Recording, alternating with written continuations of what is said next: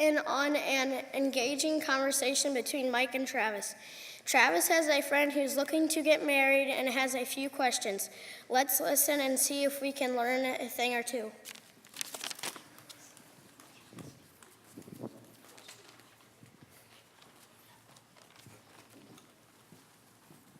Travis, good to see you. How many days you got left of school? I'm done with school. You're done? Yep. You quit? I don't know how they do things in Paulding.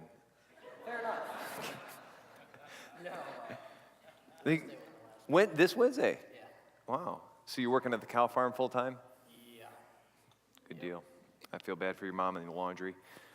She doesn't do my laundry. That's good. That's very appropriate. So hey, what's on your mind? You said you wanted to meet and talk? I got a friend who's thinking about getting engaged. He wanted some advice, and I wanted to talk to you before I went out there and said stuff that wasn't quite right. Oh, okay. So what about that? I mean, the first thing when I think about somebody getting married is are they Christians? Yes, they're both Christians. They're both Christians. That's huge. That's huge because, man, when you meet a Christian girl and she sweeps you off your feet and she's beautiful and talented and you spend all that money on a ring and you want to ask her, but you're so scared and she's so beautiful. Mike, I'm sorry, yes? you're right. Yeah, I was just just thinking back to the day that I asked Kelly. What was it like? The most amazing day of my life. No, actually, it was incredibly scary. It was so scary. But I prayed. God gave me the strength. I was able to do it, and she said yes. Woo, yay! It's a lot of pressure relieved. But yeah, you know, when a couple's looking at getting married and looking to engage, the first bit of advice that I would tell them is to see if they're Christians. You looked at that verse. I think you sent it to me in an email. Do you remember that one in 1 Kings? Yeah. That verse is like, I don't know how people can read this verse in the Bible and it's pretty obvious. What was it? 1 Kings 11, is that what it was? Yeah. 1 Kings 11, 1 and 2. King Solomon, however, loved many. Whoa, hold on. King who? Solomon. What do you know about Solomon? He had a lot of wives. He had a lot of wives. He's also the king of Israel. Was he the strongest man in the world? No. Was he the bravest man? No. What was he? Who was the what man? He was the Was he the wisest? No. He was. Was he? He was. Well, he was supposed to be. God gave him a ton of wisdom, and he was the wisest man in the world.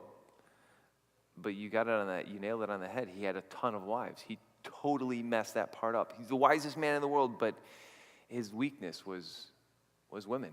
So I interrupted you. I apologize. King Solomon, however, loved many full women besides the fairly daughter. Moabites, Ammonites, Edomites, Sidonians, and Hittites. They were from nations which the Lord had told the Israelites, you must not intermarry with them, because they will surely turn their hearts after their gods. So it sounds like it's saying, if they don't believe in the same God as you, it's not going to work. It's not going to work. It's like a promise. They're going to totally do what? Surely turn their heads away. It's going to turn your heart. You're going to do what they want you to do, and you're going to follow their path. And so if a couple's your friend's looking to get engaged, the first thing I would say, before they get married is are they Christians? And not just like, oh yeah, of course I'm a Christian. Like some people will fake it. Have you ever seen somebody who fakes it to impress a girl? Yeah. I will be honest.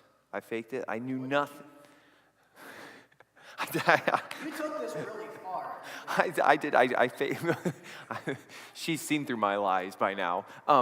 But I did. We were dating, and she liked NCAA basketball, and I didn't even know what NCAA meant. I had no idea. I didn't even know what March Madness. No clue. It was not exciting at all in the slightest bit. Okay, but she loved Duke this basketball team. I didn't know anything about Duke, and so I wanted to impress her. So I went down the hall at Bible College, and I asked this dude, I'm like, tell me everything you need to know about Duke. Do I need to know about Duke? And I'm taking notes, better notes than I took all semester. And I'm taking these copious notes about Duke and the Tar Heels and the two teams in North Carolina, and it's all a faint memory now. But I called her up, and I even had a pair of Duke basketball shorts, and I was trying to just, they were the longest shorts ever, like basketball shorts. They're crazy long. And I think it lasted for about 5 minutes, and she saw through my facade. But some people, they'll fake it. They'll fake it, and some people will settle for that. They're like, hey, you know what? They came to church once. That's good enough. That's a Christian. Is that technically a Christian? If they just, you know. So for friends, right? Do you think they're faking it, or are they real legitimate Christians? I think they really do. Okay, I would. If that's the first thing would be, are they Christians? And then I think this is an important thing too. When you're thinking about, getting engaged? Yeah, probably not. Okay, yeah. I'm in high school. I thought you were done. Oh, you're not done. Okay, you're done with the semester. I would encourage your friends to sit down, separate, and to make a list. Make, like, values, virtues, things that would be deal breakers in their potential spouse. So like a list of things that you have to be this for me to commit to you? Not me. No. But I'm saying, for your friends, I think it'd be important for them to be separate. Yeah. Because that could be kind of awkward. Yeah. If she's like, I'm a Democrat and you're a Republican, that could be game over right there. But no, seriously, I think that's a very wise idea for a young person to sit down and say, hey, this is first. What's the first thing that's going to be on the list? Is she a Christian? Christian. Or is he a Christian? Christian. Yeah, and you also said is she, so that's important. So yeah. So like Christian, and then for you, gender, woman. Those two. Okay, and then you just whatever's important to your heart.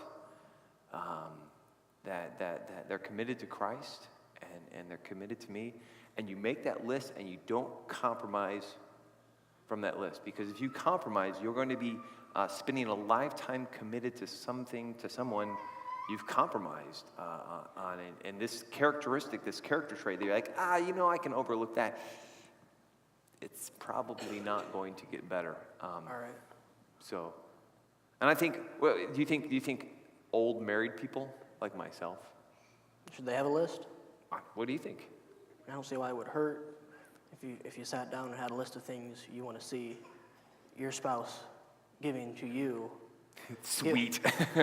Not like that, Mike. Like the sacrifices they're going to make for themselves, instead of their own happiness, working towards your happiness. Yeah, and the same for myself. Same for you. Yeah. Making a list of things that I want to make sure that I keep in my marriage. Absolutely, I think that's a great idea, so that I don't let sinful habits like being lazy, making myself the priority. I think making a list and no compromise. No what? Compromise. Absolutely. Is bad. No compromise on the list. So and then so you have this list. You make your I want a godly woman. I want her to meet this criteria. You probably don't want to show her that list. It might be awkward. How bad could it be? You try it, figure it out. But sometimes God he'll just work and he'll just show up and bring someone into your life. Like an arranged marriage, or? Well, that's you looking into arranged marriages? No. No? No. You talked to Kim about this, Mom? No. No, I do not want an arranged marriage. That's how it all started. Think of the first wedding. What was the first wedding ever in the Bible? Adam and Eve. Adam and Eve. Was that an arranged marriage or a love choice marriage? It was arranged. And was it a blind date, or did they know each other? It was a blind date. And it seemed to work there. Yeah, God saw Adam needed a helper, and he created a perfect helper for him. And it worked well. So I think you are now voting for arranged marriage. I'll call your mom. Okay, that'll work. No, but you think, and I don't know your friends. They're not in an arranged marriage. Their parents didn't set them up. This is Not to my knowledge, no. They Okay, weren't arranged. okay. Because honestly, the Bible doesn't say this is a good, do this one and this one's sinful. It's kind of an either or, whichever way you want to honor God with this choice. And so you could go with an arranged marriage and just let your parents pick, or you could have a love choice marriage where you fall in love with someone and you choose to marry them. Both are very biblical grounds. We see arranged marriages all throughout the Bible, different times like that. The Jewish custom was an arranged marriage. The family would agree on a union, and then they would pay a dowry. You know what a dowry? It was like a nest for the wife, right? It Yes. was usually animals and things like that, things that she'll be able to live off of if something would happen to the husband. Yep, a nest egg to pay the price if the husband were to die or to divorce her, she'd have something to fall back on. And it was given to her. Sometimes it was money or an animal or work. If we remember Isaac and Rebekah, their son Jacob, he worked for 7 years. 7 years. What's he get after 7 years of labor? The wrong girl. The wrong girl. How do you mess that up? I have no idea. That's one of those stories in the Bible where I read it and go, what just happened? Didn't he work 7 more years to get the right girl sister. there? Yeah. Kelly has a sister, and I'm pretty sure I would be able to recognize Kristen coming down the aisle, and I would have been like, I don't. I mean, she's a nice girl and all, but it's... Anyways, that would be very awkward. Yeah. Yes. So arranged marriages and in the Bible, in the Jewish time, that's what they... See, today in the West, we have gotten rid of the dowry, and you have the opportunity to ask... this is insane. You go to the girl's father and you beg and plead and ask him if he will let you marry his daughter. And that's one of the most humbling days in your life, because you're looking at this guy and you're saying, listen, I promise to take care of your daughter. Do you trust me? Will you let me provide for your daughter for the rest of my life? And that's a humbling... that should level you, make you very humble. But it's a beautiful thing. I encourage you to do that. But the Jewish times, what they would do is they would agree. This couple and this couple, they come together, and the two families, and say, okay, this kid is going to marry this girl, and we're gonna arrange this, and they make a public announcement, and then when they got old enough, because usually it happened when they were kids, when they got old enough to their teenage years. Then the man would prepare the house, and the wife would get all dressed up, and they would get married. They'd have a 7-day feast, and then they get married. And so it was called a betrothal, betrothed to be married. Do you know anybody in the Bible who's betrothed? Mary was betrothed to Joseph. Yep. And that was a legal agreement. And so it wasn't just like an engagement where you just ask for the ring back and you call it off. Like, this was a serious commitment to each other. And so that's how they did arranged marriages back then. So what do you think arranged marriages? What do you think? Good idea, bad idea, scary idea? I think it'd be on the individual situation. I think if it's godly parents and they have their kids' best interests in mind with getting them a good Christian, somebody that will bring money so they'll be financially fit for the family, I think it'd work out good. But so what happens if you have two parents who have their own selfish needs, wanting their own wealth in mind? And that happened. That happened very often. Is with the arranged marriages, it was best for the families to hey, let's get married because this is going to bring us more economic stimulus, better land, and improvement like that. So that was definitely selfish there. So yeah, there are definitely pros and cons to arranged marriages. Culturally, there's a lot of cultures that still do this. But I think one of the benefits, and I'll tell Kim and your dad that you were thinking about this. Thanks. Is it takes the emotions out. Because at 19, 20, you can't think straight. I'm just going to tell you. Okay, I believe you. It's a tough time in life, and so. But at the same time, love marriage is good. Listen, Proverbs chapter 5 has a cool Bible verse. I want to share this one with you because arranged marriages, it sounds so scary, especially blind ones. Like you just going into a blind, you have no idea. Proverbs 5:18 says this is a cool verse. May your fountain be blessed. May you rejoice in the wife of your youth. Marriage is a beautiful thing, and it's something to be enjoyed and to be rejoiced and to have fun in it. So your friends that are getting married, that are getting engaged, I pray that they're just excited and that they're just looking forward to being married and just enjoying each other, because the Bible's plan is not that marriage should be drudgery, but that it should be fun and exciting. So I hope that they'll have fun. So which one is it? Is it arranged marriages, love marriages? Which is the best combination? The pressure's on. I'd have to say love marriage if you follow the Bible's guidelines and you pick out the right spouse. Pick the right spouse, yeah? Love marriage would be the better of the two. Okay. And what if your parents stepped in a little bit and guided you and gave you some biblical prodding? I don't think that hurt any. That They're would smarter hurt. than Okay. us. I will. They are. That is very wise. And I think ultimately, between arranged marriages and love marriage, I think ultimately the choice comes down to God. And you mentioned that God steps in and says, you know what, you two are a good fit. Let's do this. Let's get married. So I hope your friends that they're. I wonder what do their parents think of their marriage? I don't know. I haven't talked to their parents about it really. He came up to me and he's like, "Dude, I need advice. I think I want to ask her to marry me." I'm like, what are you asking me for? So I'm coming here to talk to you. Well, that's cool. I'm sure he respects you as a Christian and as a good friend, and so a great opportunity for you to speak into his life and do this. And so just see what the parents think of it. I think that'd be a good idea. You got a lot of friends that are playing the dating game. Yeah. No, it shouldn't be a game, but I think some of them do play it like a game. Yeah. It's not a good thing. And how so? Well, okay, I'll make this up. Yeah, so don't use their name. Yeah, I don't want to know. do that.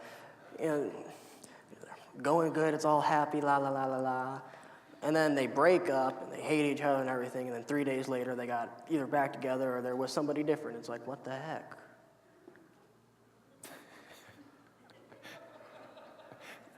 So they Seriously, bounce it back is. and forth from one girl to the next, and one guy to the next, like it's just Merry-go-round. a merry-go-round of dating. It's really what it's like. It sounds like it's a hobby almost, like a recreation, like a pastime. It shouldn't be. It shouldn't be. I mean, what is the ultimate goal of dating? I mean, dating is not in the Bible. It's not in here. It's not. So a lot of this, you got, what was that 1 Corinthians passage? Go there. That's a good one, because I think this is very applicable to what we're talking about, 1 Corinthians. Because we have to have an ultimate goal in mind. I mean, we can't just be merry-go-round, bouncing back and forth. What's that 1 Corinthians passage? Yeah, 1 Corinthians 18. Flee from sexual immorality. All other sins a person commits are outside the body. Whoever sins sexually sins against their own body. Do you not know that your bodies are a temple of the Holy Spirit, who is in you, whom you have received from God? You are not your own. You were bought with a price. Therefore, honor God with your bodies. We were bought with a price. Who paid the price for our lives? Jesus paid the price for our lives. And how did he pay the price for our lives? He died on the cross for us. He did, and so he went to the cross to redeem us and to free us from what? Sin. Yeah, from sin. So God says, flee from sin. Flee from that. You want to run as far from sin as possible. See, typically what young people do, and maybe this is your engaged friend, they ask where the line is. You know, like if this line is holy living, and if this line is sin, and they're like, I want to get as much sin as I can. And so they get as close to this line as they possibly can, because they know that if they just go this far, then that's sin. So they're going to get as much as they... And that seems selfish. Yeah. I think we should just stand back from sin and say, I'm going to live a holy life. I'm going to stay back here and stay away from that. And so dating, I think, what's the ultimate goal of dating? The ultimate goal of dating is to find a partner that you want to spend the rest of your life with, a spouse, marriage. Okay, so if that is a person's ultimate goal, does that kind of eliminate dating in elementary school? Yeah. How are your brothers doing on that? Hunter's got a girlfriend. The other two are not dating currently. Currently. And what grade is Hunter in? Hunter's in the 4th grade now. 4th grade. Well, maybe they're looking to get married in middle school. Could happen. It could, maybe it shouldn't. Okay, but I think there's definitely that. Maybe people would disagree with me, but I think if we look at 1 Corinthians 6 again, honor God with your body, honor God with your life. Everything we do should be in honor to God. We want to stay as far away from sin. So in our relationship, we're going to stay as far away from sin. We're going to honor God. In our dating life, we're not just going to date people from one to the next, and date people where we compromise our list. And hey, you're breathing? Good, let's date. Like our standards, our criteria should be higher than that as Christians. We should be looking for people who we could potentially marry. And so we need to focus on that and see that as the end game, end goal. So I think that's an important thing there, that we date those people, or that you date. What are you dating people for? I'm not dating anybody. I am happily, contently married. Good, I'm glad. Yes. So you're going to get engaged one of these times, one of these days? Well, I might. In like 6 years? 6 years? It's a little soon. That's a little soon? 10. Write that down. 6 years, a little soon. Do you think we should practice? Because engagement isn't in here. Dating isn't in here. So should we even, as Christians, your friend, he's talking about getting engaged. I mean, should you even get engaged? Because it's not in the Bible. Should he just skip it? He's kind of a no-nonsense kind of guy. Should he just skip engagement?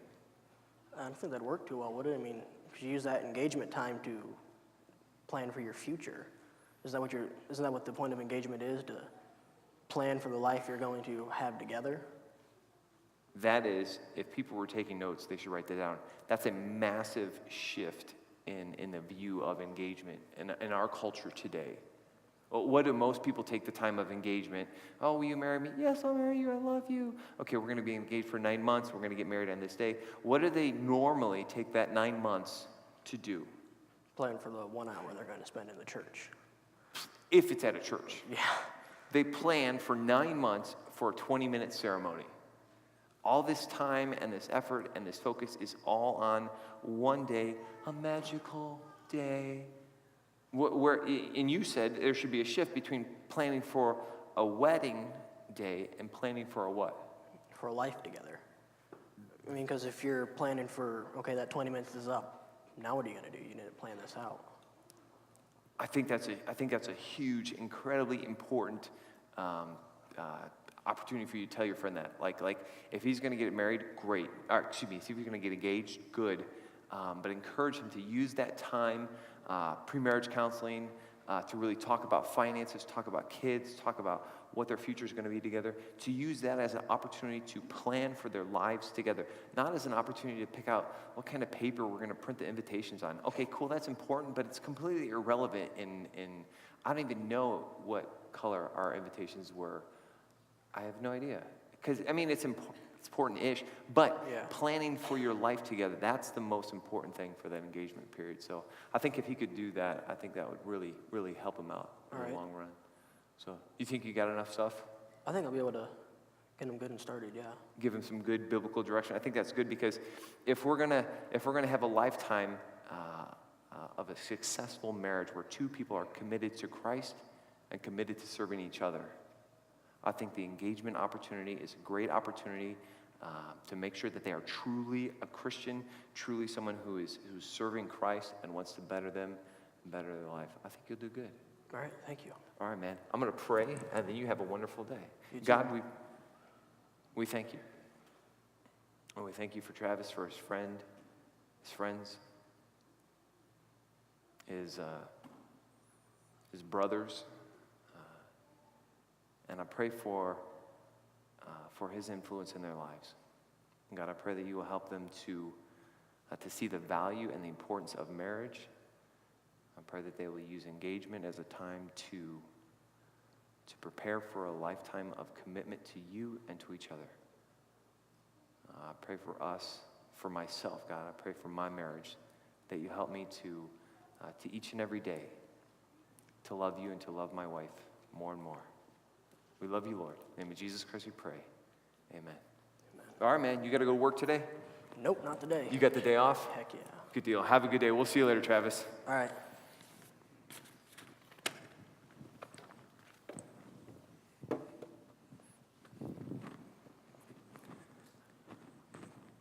we have an opportunity, parents, to influence our kids, to influence those around us. And I think that's huge. Because you were probably engaged at one time and love struck. It's a beautiful time. But I pray that we can use that engagement time to encourage young people to make sure that they're not just this emotional high choice, but that we as parents, that we step in and we give them good, biblical, sound advice, and that we encourage them to use that time to make sure that they're marrying someone who loves Jesus Christ. Because that's the single most important thing. I love that passage in 1 Kings 11. They will surely turn your heart from God. You have to marry. You can't be unequally yoked. And so that starts with a relationship with Jesus Christ. It starts there and it grows. So if you've never started your relationship with Jesus Christ, I pray that you make that decision to follow him today. Let's stand and sing our song of invitation.